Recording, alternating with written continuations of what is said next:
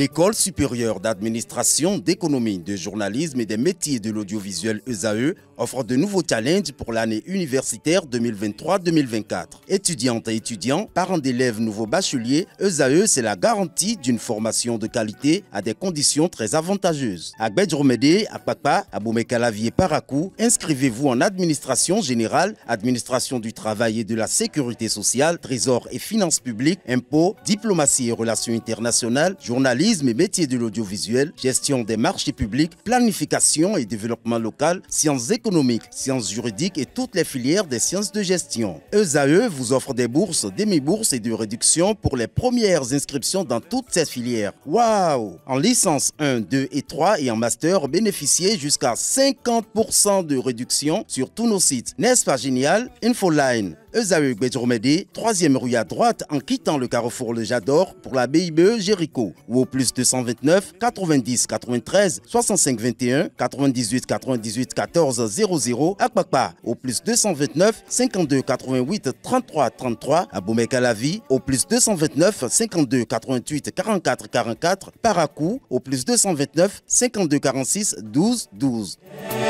ESAE, l'excellence à un an. Le panel de discussion, c'est avec vous, Carles Kitome. Bonjour à vous. Bonjour Atifa Olafa. Vous allez bien? Je bénis le nom du Seigneur. Bonjour à nouveau, Romaric Adjesougobenou. La charmante Atifa, bonjour. À nouveau. Bonjour. Bonjour à vous, Aneldo. Bonjour Atifa Olafa. Pourquoi ce grand sourire? Juste comme ça. C'est toujours bien de sourire. Alors, on parle de l'histoire d'un ami internaute qui se veut anonyme, qui s'intitule « Mon mari veut plus d'enfants et moi non ». Alors, je vous fais lire l'histoire et puis on va débattre tout autour. Je suis mariée à Marc depuis 5 ans et nous avons 2 magnifiques enfants, un petit garçon et une petite princesse. J'ai toujours voulu avoir seulement 2 enfants pour me concentrer sur ma carrière et ma petite famille. Nous avons même décidé de procéder à l'implantation d'un stérilet en guise de méthode de contraception. Le seul hic, Marc propose depuis quelques jours que l'on fasse un 3e enfant. Il n'en a jamais parlé depuis que nous nous connaissons et ses demandes deviennent de plus en plus sérieuses. Il dit qu'il veut une famille nombreuse et vivre entouré d'enfants. Il est vrai que nous avons des moyens de prendre soin de plus de 5 enfants si nous le voulons, mais je préfère seulement me concentrer sur mes 2 enfants et ma vie professionnelle. Que faire? Carles Kitome. Eh bien, comme on peut le constater, généralement, quand on n'est pas dans le mariage, on a une conception du mariage. Déjà, quand on est jeune, on dit, bon, je ne veux avoir que 2 enfants. Quand on commence à travailler, bon, je veux un enfant, ben, on dit tout ce qu'on veut. C'est une conception qui est un peu imaginaire, ce n'est pas encore dans le vrai. Mais quand on se met dans les liens du mariage, les données peuvent changer. Parce que, vous savez, celui qui n'a pas encore d'enfant et qui se permet de qualifier ce que ça peut d'avoir des enfants, c'est pas évident. C'est quand on a des enfants qu'on peut savoir ce que c'est que les enfants et nos sentiments peuvent changer, nos projets peuvent changer par rapport à ça. Et parfois, ça crée des conflits dans les ménages. Mais je pense que c'est tout juste une affaire de communication. Il faut bien communiquer. Et puis, vous savez, il n'y a pas que le ménage qui est concerné. C'est la grande famille. Parfois, vous avez une mère qui dit à moi, je n'ai pas fait de garçon, tu es mon seul garçon. Donc, il faut que toi, tu fasses suffisamment de garçons pour que le nom de ton père soit pérennisé. Ou bien, moi, je n'ai pas eu assez d'enfants. Il faut en avoir plus. Ou bien, tes frères n'ont pas eu d'enfants. Il y a beaucoup de paramètres qui entrent en jeu. Et quand on communique avec les siens, ça peut changer le mental. Et on peut se retrouver, à aimer beaucoup d'enfants et avoir envie d'en avoir beaucoup. Mais il faut savoir communiquer de manière à ce que ça passe. Ça ne devrait pas être source de conflit dans un ménage. En fait, avec un peu de compréhension, je crois que généralement, c'est gérable. Elle-même qui dit qu'elle ne veut que 2 enfants, peut-être qu'elle aura un 3e enfant, elle en voudra plus. Parce que vous savez, les enfants se laissent découvrir. Il suffit de voir un enfant vous sourire et beaucoup de choses peuvent changer dans votre vie. L'enfant de quelqu'un vous sourit, c'est quelque chose. Mais quand vous vous réveillez le matin, c'est votre enfant qui vous sourit, le message est différent. C'est différent. Romaric Adjesougobenou. Écoutez, elle a fini par chuter sur cette phrase. c'est vrai que nous avons les moyens de subvenir aux besoins de plusieurs enfants. Oui. 5 précisément, moi je ne vois pas pourquoi ça lui pose un problème d'en avoir. En fait, je la comprends également parce que elle a des ambitions, elle a des projets. Oui. Et pour elle, ce n'est pas évident que avoir beaucoup d'enfants lui permette de quand même atteindre ces objectifs-là. Ce que je trouve là, c'est que il faudra vraiment communiquer. Oui. Et puisque ce n'est pas également l'homme qui décide d'avoir des enfants, c'est vrai que nous avons ce désir, mais la volonté, elle vient de Dieu. Et donc, si éventuellement, voilà, il arrivait qu'elle attrape une grossesse, moi je crois que, en fait, qu'elle se dise que c'est Dieu qui donne des enfants. Et puisque Dieu les a bénis également pour en prendre soin, parce qu'une chose est de faire des enfants, une chose est de s'en occuper. Eux, ils ont déjà la possibilité de s'occuper même de plusieurs enfants. Oui. Moi, je crois qu'il n'y a pas de problème à ce qu'ils en fassent plusieurs. Parce que, moi, je le dis toujours, c'est les moyens qui gèrent les enfants. C'est les moyens qui accompagnent les enfants. Et puisqu'ils ont les moyens, je ne vois pas pourquoi elle en fait un problème. C'est vrai que peut-être il ne s'était pas entendu sur ces bases-là. Voilà, sur ces bases-là.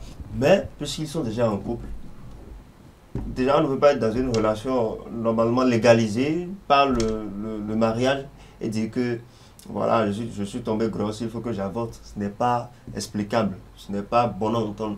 Et donc, il faudra qu'elle se mette dans la tête que ça peut arriver parce que nous avons les moyens d'en prendre soin. Et même s'il faut prendre des mesures d'accompagnement pour avoir des gens qui puissent les aider dans l'entretien des enfants à la maison, des domestiques et tout, il faudra pas. C'est ça aussi qui fait le problème. Moi, je suis né d'une famille de 7 enfants et j'ai fini par comprendre que c'est parce qu'il y avait beaucoup de filles qui pouvaient prendre soin de tout ça. Parce que ma maman n'avait pas le temps quand même de faire tout ça. Mais c'est parce qu'elle avait des gens qui l'aidaient à prendre soin de ses enfants, qu'elle a pu en avoir autant. Donc pour moi, il faut mettre les moyens à disposition pour accompagner si éventuellement elle décidait d'en avoir plus. D'accord. Aneldo? Généralement, moi, quand déjà très jeune, on me demande combien d'enfants tu veux avoir, je réponds très souvent autant que mes moyens le permettent. Bon cela voudra dire que quoi? Je suis milliardaire, attendez-vous que j'ai une famille très nombreuse. Je prépare déjà très jeune approximativement un budget pour chaque enfant, c'est-à-dire un budget de vie. Quand l'enfant vient au monde, combien je peux dépenser approximativement jusqu'à ses 25 ans, c'est-à-dire études, tout et tout, au cas où il tombe malade chaque année. Je fais ce budget prévisionnel là. Donc quand l'enfant naît, je sais approximativement ce qu'il va me coûter jusqu'à ses 25 ans. Et quand j'ai la capacité de garantir ces moyens là pour 10 enfants, rassurez-vous que j'en aurai 10. Si j'ai la capacité, les capacités ne me permettent pas ça et que c'est pour un, c'est que je ferai seulement un seul. Et je resterai sur ce seul enfant-là. Dans ce couple, le problème, c'est qu'à la base, on n'a pas communiqué de la meilleure des façons. On définit souvent l'avenir alors que nous ne savons rien de ce qui se passera demain.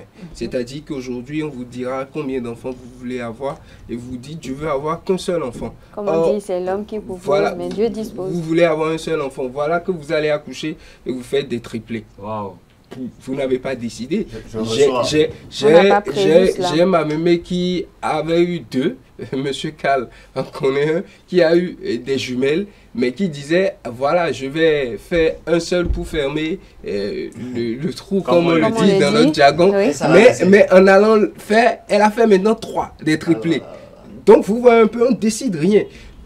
Déjà à la base, nous devons savoir que nous ne sommes pas maîtres de ça, nous ne décidons pas cela. Ce qui fait que quand nous prenons des engagements et que demain, nous avons envie de dépasser ça ou bien nous voyons que nous sommes venus à un niveau où nous devons émerger encore plus, aller encore plus de l'avant, c'est que là, ça devient très compliqué. Et ça peut être un problème de rupture si on ne sait pas faire. Parce que la dame peut voir qu'une grossesse, moi, ça me prend pratiquement 2 ans de vie. C'est-à-dire, l'enfant, 9 mois de souffrance déjà. Et après ces 9 mois, l'enfant, je dois être à la maison pendant au moins 1 an avant. Donc ça me bloque pendant 2 ans. Ouais. Et si elle a des projets déjà préconçus, comme Romaric a dit, si elle a des choses à faire de façon ponctuelle dans sa vie, c'est que ça bloque tout et ça dérange tout. Donc déjà à la base, quand vous vous voyez très jeune, c'est que vous faites ces prévisions-là en considérant le fait que demain tout peut changer. Donc il faut toujours se donner, se mettre dans les plans de Dieu, en quelque sorte. Voilà, nous sommes dans un problème où elle dit aujourd'hui, que faire? La seule chose à faire là, c'est de pouvoir discuter, d'expliquer clairement à son mari ce pourquoi elle ne veut pas. Pas que nous avons dit 2 hier, aujourd'hui, et tu veux plus, je ne veux pas, non. Mais d'expliquer en quoi avoir un enfant de plus va la déranger elle personnellement. Elle verra également les arguments de son mari pour pouvoir en avoir également de plus. Et on fera les pour, ils feront les pour. Et trouver un terrain d'entente. Maintenant, quand nous avons les moyens, je pense que une personne qui dit déjà, on a la capacité de prendre soin de 5 enfants. Je ne sais pas encore quel projet de vie elle a pour se donner une certaine réussite. Quel projet de vie elle a pour se donner encore une certaine réussite pour ne pas vouloir avoir un enfant et bloquer ses projets. La personne qui dit j'ai la capacité de m'occuper de plus de 5 enfants pendant que j'en ai 2. Justement, c'est capacité financière, c'est que... C'est bien que vous en parlez. Et oui, Carles. La capacité financière ne détermine rien. Justement, et c'est là la question que j'allais vous poser. Est-ce que pour vous, le fait d'avoir les moyens, surtout financiers, peut permettre qu'on se donne ce luxe-là de faire des enfants et se dire on a les moyens de s'en occuper, donc autant en faire comme on veut. Vous savez, on va laisser Carles Kitoné répondre et puis on revient à vous. Un enfant, c'est tout un projet.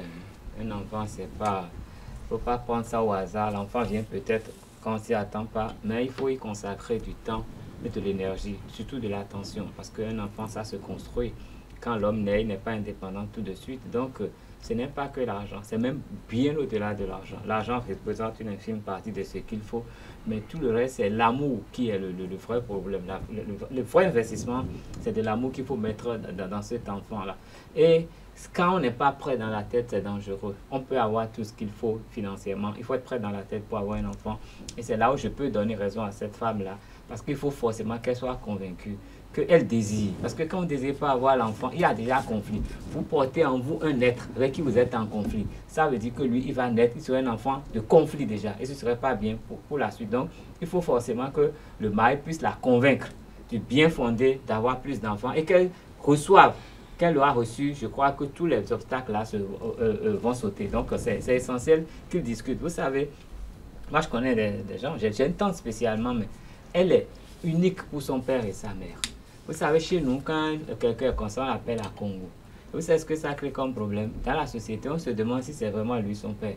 Parce qu'on se demande, la femme a peut-être ramassé une grossesse de quelque part et pour des intérêts, elle est venue coller ça à quelqu'un qui n'est pas en mesure de procréer. Donc, être enfant unique, ça a toujours émis des doutes sur la paternité de cet enfant. Donc, chez moi, quand on dit que quelqu'un est à Congo, ça veut dire que déjà, il y a des préjugés par rapport à la paternité de cet enfant-là. Donc, généralement, quand on fait un enfant, on vous pousse à faire forcément un autre enfant pour être convaincu du fait que c'est vraiment l'enfant de celui-là. Et si l'homme, vous n'en faites pas avec lui, on dit à l'homme d'aller faire avec d'autres personnes pour être convaincu que c'est lui qui est le géniteur des enfants. Mais moi, ma tante qui est unique, elle dit quoi?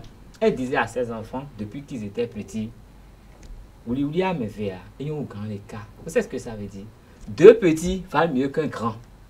Si vous avez 2 petits enfants qui vont porter votre nom, ça vaut mieux que d'avoir un grand enfant qui va porter votre nom. Parce que vous avez plus de garantie dans les 2. Vous n'avez pas pour une assurance vie et mettre tout dedans. Il faut forcément préserver une partie. Et c'est une façon de dire, il vaut mieux en avoir plusieurs que d'en avoir 1 ou 2.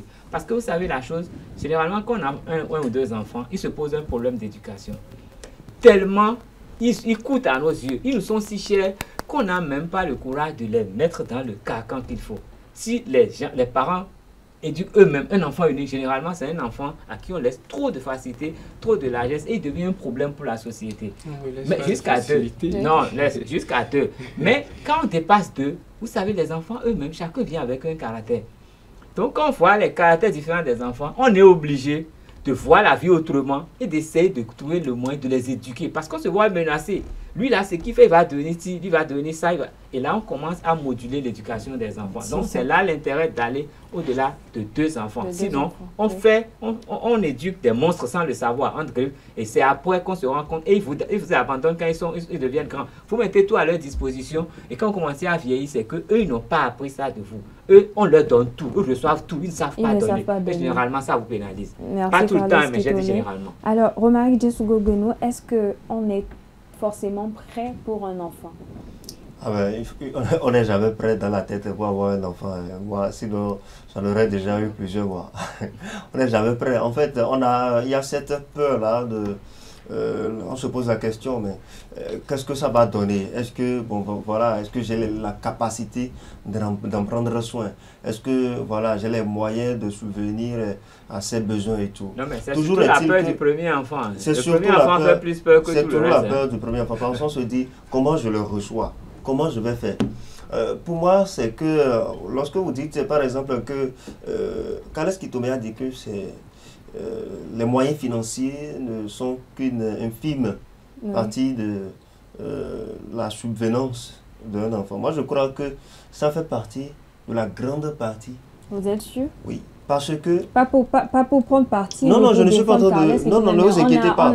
On remarque dans la société et même parmi nos proches des enfants à qui on a tout donné, des enfants qui ont reçu la meilleure éducation, c'est-à-dire ils ont été dans les meilleures écoles, ils ont reçu les soins les plus chers par exemple, mais ces enfants-là grandissent et ne sont même pas capables d'avoir une compassion pour le parent. Si vous avez le choix si vous pouvez faire ce choix, vous allez constater qu'il vaut mieux avoir une garantie financière que ne pas avoir cette garantie financière parce que ça... On va revenir à ça, Aneldo. Poursuivez, je vais vous expliquer. Moi, j'ai vécu dans une famille où je ne manquais de rien, mais j'aurais souhaité en avoir plus. Chez moi, on dit quand on c'est-à-dire? C'est dire que c'est au bout de l'ancienne corde qu'on tisse la nouvelle. Dire que les moyens financiers représentent une petite partie, moi je dis que c'est faux. Si vous avez les moyens, d'accord, vous pouvez vous permettre. Ce que vous ne pouvez pas faire avec les moyens financiers, c'est acheter une vie. Alors, Romaric Djessougou-Benou, il ne faut quand même pas juger les parents comme on juge des amis, parce que vous ne saviez pas. Pour quelles raisons vous allez me dire que ils ont pu agir de la sorte. Vous allez me dire que il y a un enfant, d'accord, qui porte le nom de son papa, justement, qui sort et que vous apprenez qu'il a escaladé un mur pour aller voler dans une maison, d'accord. On l'attrape et on le jette au commissariat et parce que cet enfant-là porte votre nom et a posé cet acte-là, jusqu'à aller en prison, vous décidez de le renier, de le chasser de votre maison. Vous avez un enfant, ça c'est un garçon, vous avez un enfant fille par exemple, qui, parce qu'elle a quitté son mari pour se mettre avec quelqu'un d'autre, vous dites que elle ne doit pas quitter son mari, vous le reniez. Vous reniez ces enfants-là parce que vous estimez qu'ils ont gâté votre nom.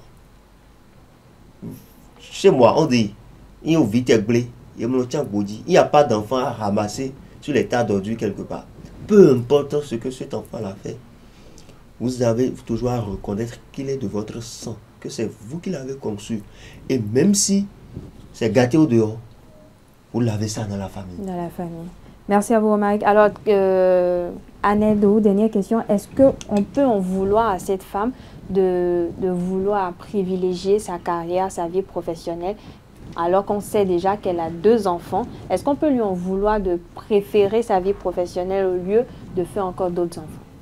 C'est pas forcément une préférence pour la vie professionnelle. Il ne faut pas lui en vouloir. Il faut plutôt parler avec elle pour voir là où elle a le problème, là où le problème se situe et voir comment décanter ce problème.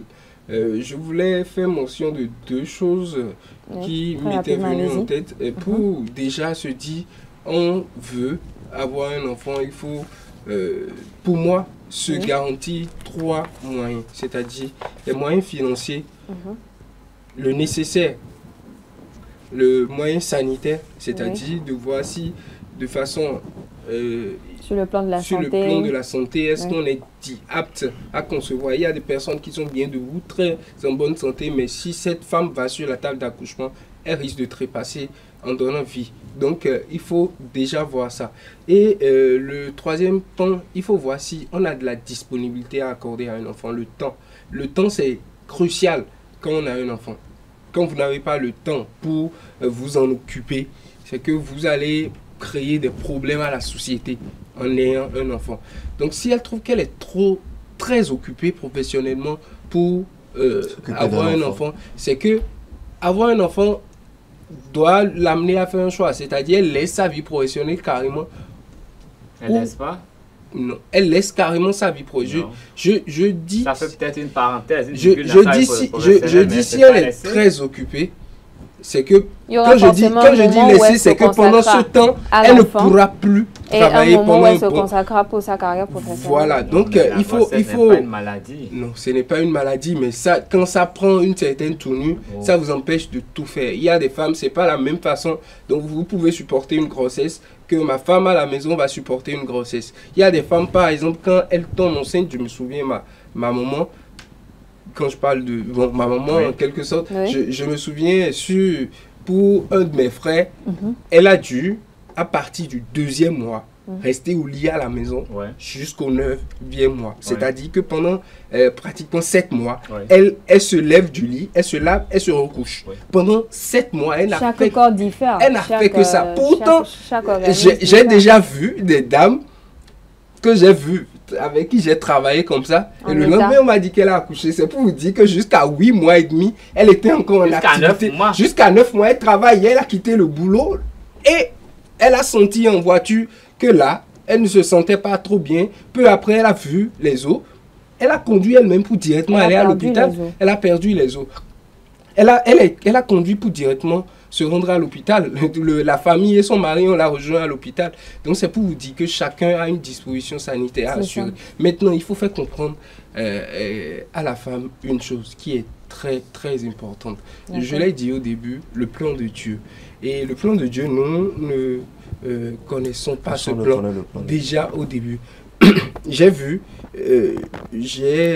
une dame aujourd'hui que je connais qui veut avoir encore un enfant parce que ça ne lui reste qu'un seul aujourd'hui, mais elle ne peut plus avoir parce qu'elle est déjà très âgée.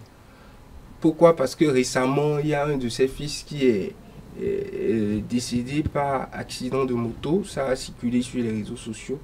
Elle n'avait que 2 garçons, et ces 2 avaient tout l'amour du monde, mais il a fallu, elle disait qu'elle n'en voulait plus, mais il a fallu qu'elle en pète un.